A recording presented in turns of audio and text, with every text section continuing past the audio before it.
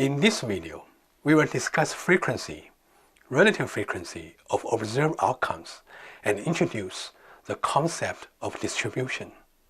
To recall, this is a die scan from the last video. Sum is a random variable.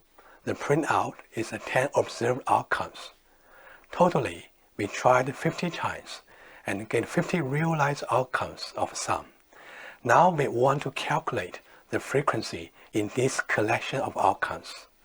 There is a very useful method of data frame called value counts.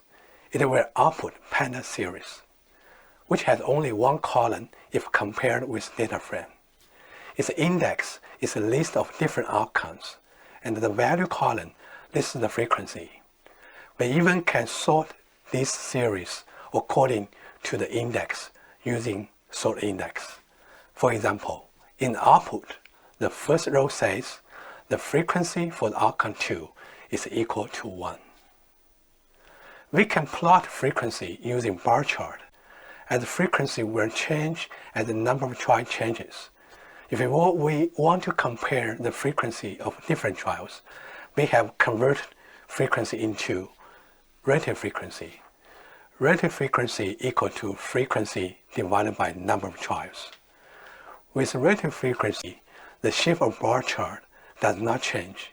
The scale of y-axis changes. This is a bar chart showing the frequency for the outcomes of 100 trials.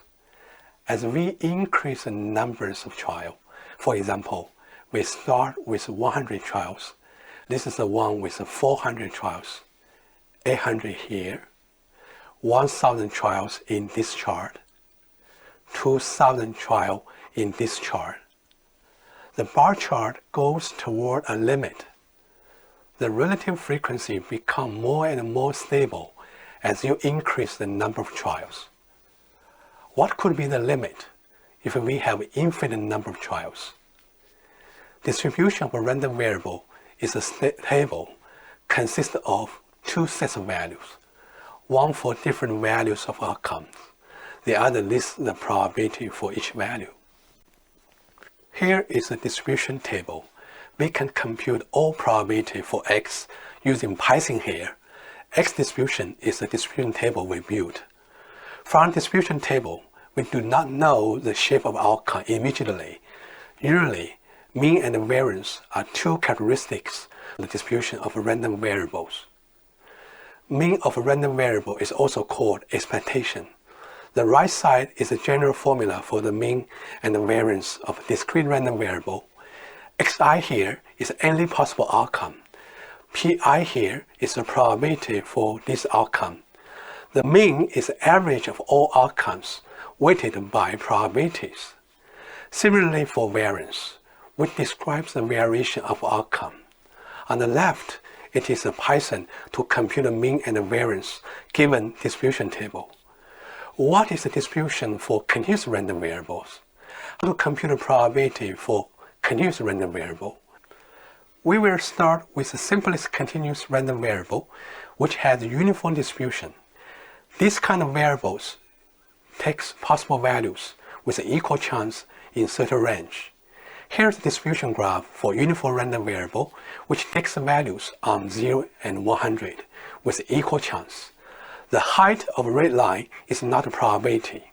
It represents the value of a density function, which is applied to compute the probability for continuous random variable in this way. The area under the density curve is the probability. Hence, the whole area between 0 and 100 is equal to 1, because this random variable can only take a value in this range. To compute the probability for X taking value between 20 and 60, it is equivalent to get area with pink color. Here's a summary. For discrete random variable, you can find probability easily by checking the table of distribution. It is more complicated in continuous case.